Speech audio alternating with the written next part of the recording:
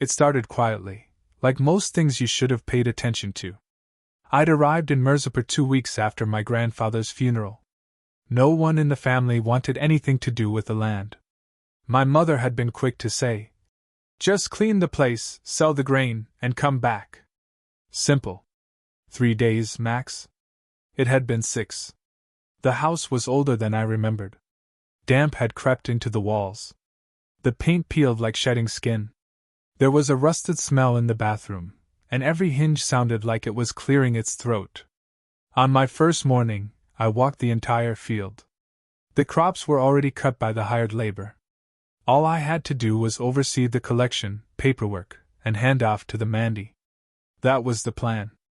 I noticed the strange gourd on the second day. It was tucked away near the field's southeast edge, barely visible behind a clump of overgrown weeds and dry cane stalks. At first glance, it looked like a pumpkin, but not quite. It bulged on one side like something had tried crawling out of it. Deep ridges carved across its surface, like veins or old scars. The color was wrong too, almost blackened at the top, fading to dark maroon. I only stopped because the air around it felt different. Still. No insects. No wind. Even the crows gave it distance. When I asked the caretaker, Makia Ram, about it, he stiffened. "Us teraf mat j babu," he said. "Whoa, Khoincha hai." I repeated the word. "Khoincha? Jove faisal main badlev lada hai, par har sal koi na koi gayab bihoda hai." It changes the harvest, but someone always disappears. I almost laughed. "Disappears?" He didn't smile. "Pichel sal, Sohan. Usi peli charan. Gar wallab tak dund rahi hain." He turned and walked away. I didn't press further.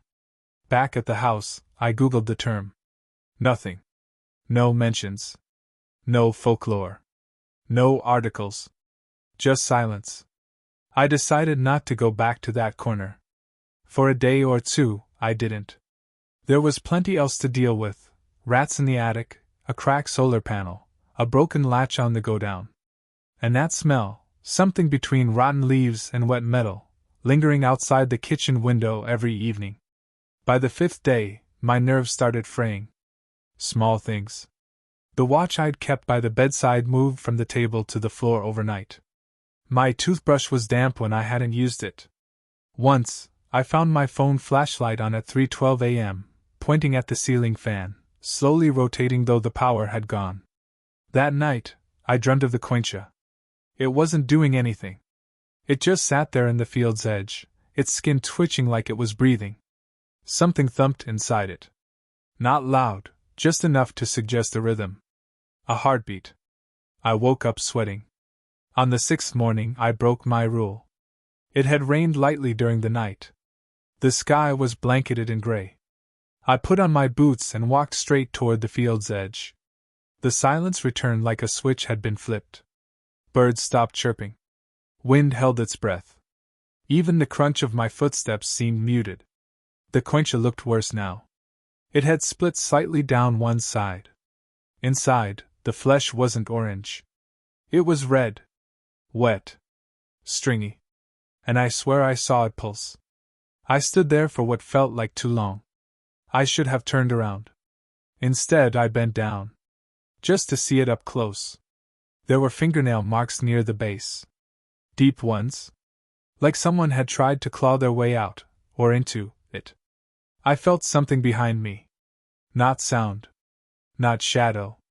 Just presence. My breath caught. I didn't dare turn. The air had grown colder, but my skin burned. Then, a whisper. Not words. Just breath. I turned. Nothing. No one. Only rows of harvested cane and soft drizzle misting the air. I walked back, slower this time. A tightness in my chest. Every instinct in me screamed not to look back, but of course, I did, just once. The Khoincha was no longer alone. Something stood behind it. Still. Watching. I blinked. It was gone. I haven't returned to that side of the field. Not since then. But every night since. I've heard the same sound from the window near my bed. A soft thump. Steady. Like something breathing. Or knocking. From beneath the soil. I didn't sleep that night. The sound wasn't loud. Just enough to keep me on edge. A dull thud, spaced evenly apart. Like a heartbeat. Like someone knocking gently on wood, but from beneath it. I'd paced the floor for hours, barefoot, the old cement tiles cold underfoot. Outside, the night fog had thickened until the trees looked like chalk smudges in charcoal. The fields had disappeared under it, and somewhere in that quiet, the thudding had stopped. But not before I'd memorized its rhythm. I told myself it was in my head. The following morning, Mukia Ram didn't show. That wasn't like him. I called twice. No answer. Walked down the road to his home. His wife stood in the doorway, pale, arms crossed tightly. He hasn't come back, she said. Since when?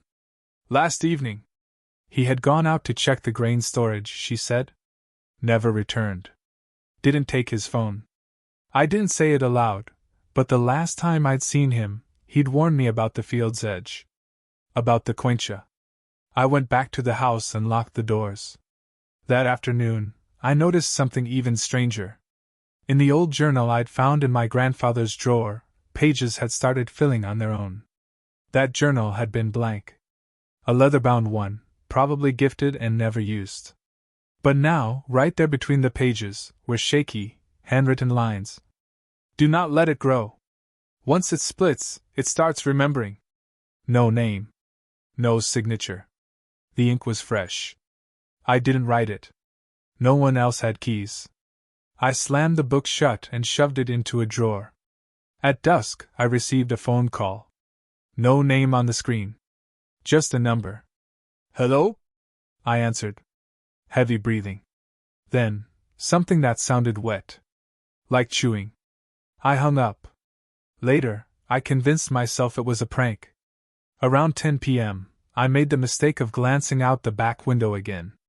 There was movement at the edge of the fog. Slow jerking. At first, I thought it was a person. Then I noticed it didn't walk. It twitched forward, shoulders jerking with every step, head cocked to one side like a broken hinge. I turned off the lights. Peeking between the curtains, I watched it stop at the edge of the field, just beyond where the Khoincha had been. It didn't do anything. Just stood there. Hours passed. I fell asleep on the couch sometime around 4. When I woke, the window was open. And there was mud inside the house. 2 footprints. Bare. Toes curled slightly. The shape wasn't quite human. I cleaned them quickly. My hands trembled the whole time. By the 7th day, the field workers had stopped coming entirely. One by one. The ones I managed to reach over the phone all gave vague excuses. Too much fever. Daughter's wedding. Bus nahi aayi. But none of them sounded normal. They whispered. One hung up when I mentioned the field. I checked the Khoincha once more, middle of the day this time, full sun. But even in daylight, that patch of the land felt darker. Heavier. And it had changed again. Now it was cracked open. The flesh inside had darkened further, deep maroon and speckled with black. But worse were the things growing around it. Thin vines. Twisted. Each with small bumps that looked almost like faces, round shapes pressed outward, stretched beneath the skin. I backed away. That night, I tried burning the journal. It wouldn't catch. I poured half a bottle of kerosene on it. The flames hissed and snapped, but the book remained untouched. Even the pages that had started to write themselves curled at the edges, but did not burn. I tossed it into the shed and locked it behind the old grain bins. I should have left. Packed and gone. But something kept pulling at me. Like unfinished business. Like guilt. My grandfather had died on this land. Alone. No one came to help. No one had even come to collect the body until 2 days later. And now this thing, this Khoincha, was still here, growing, spreading, remembering. That night, I dreamed of my grandfather for the first time. But it wasn't really him. He stood near the corner of the field, hands by his sides, face blank. His mouth moved but no sound came. And from his chest, something was sprouting. A black vine. Thick. Pulsing. I woke up gasping. The sound had returned. The knock. But this time, it came from under the bed. I didn't move. I stayed still, not even breathing, eyes wide, heart racing. Another thud. Then silence. I turned my head, slowly, and looked down. Nothing. But the smell was back. That sickly blend of rust and earth. I stayed up till morning, sitting on the edge of the bed, knife in hand, phone with no signal. The sun rose eventually. Weak. Pale. And in the early light, written on the inside of my window, traced in a fingertip smear of something brown and sticky, were the words, "Do not let it ripen." I left the house just before dawn. I hadn't slept. Couldn't. Every creak in the wood felt deliberate. Every breath of wind under the door made my scalp tighten. The last message smeared on the glass refused to leave my thoughts. Do not let it ripen. It wasn't advice. It was a warning. I hadn't brought much with me, just a shovel, a canister of kerosene, and the old journal from the shed. The pages had started writing on their own again. This time, it wasn't just a sentence or two. It was names. Mukia Ram, Charan, Sohan, and now mine.